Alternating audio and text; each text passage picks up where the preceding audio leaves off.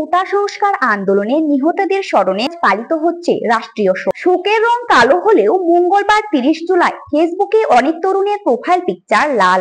সোমবার 29 জুলাই মন্ত্রিসভার পক্ষ থেকে শোক দিবস পালনের সিদ্ধান্ত নেওয়া হলেও আন্দোলনকারী ও সাধারণ শিক্ষার্থীদের একটি অংশ এটিকে প্রহসন উল্লেখ করে প্রত্যাখ্যান করেন এবং নিজেদের প্রোফাইল পিকচার হিসেবে লাল রং বেছে নেন। সোমবার রাত থেকেই ফেসবুকে শিক্ষার্থীদের নতুনের ট্রেন্ডে শিক্ষার্থীদের পাশাপাশি যোগ দেন নানা পেশার মানুষ। মঙ্গলবার সকালে দেখা যায় ফেসবুকে অনেকের প্রোফাইল পিকচার লাল, অনেকে আবার মুখে ও চোখে লাল কাপড় বাঁধা ছবিও নিজের প্রোফাইল পিকচার দিয়েছেন।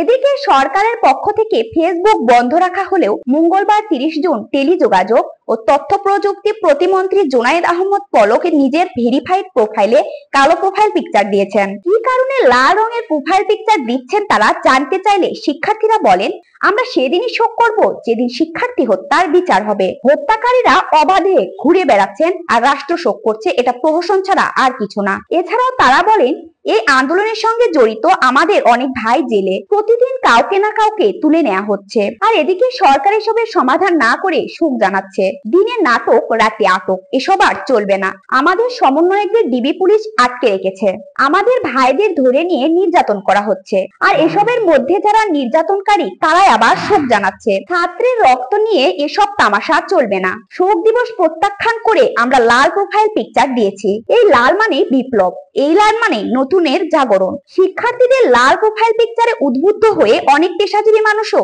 নিজেদের প্রোফাইল পিকচার লাল করেছেন। এর কারণ হিসাবে সাধারণ মানুষরা বলেন, পেশাগত কারণে আন্দোলনে যেতে পারেনি তারা, কিন্তু ছাত্র হত্যার বিচার চান তারাও। যেভাবে ছাত্র হত্যা করা হয়েছে স্বাধীন বাংলাদেশে এটি নজিরবিহীন বলে জানান তারা। এর আগে সোমবার 29 জুলাই মন্ত্রী পরিষদ সচিব মাহবুব হোসেন জানান, কোটা আন্দোলন ঘিরে সহিংসতায় নিহতদের স্মরণে মঙ্গলবার সারা দেশে শোক পালনের সিদ্ধান্ত নিয়েছে মন্ত্রিসভা।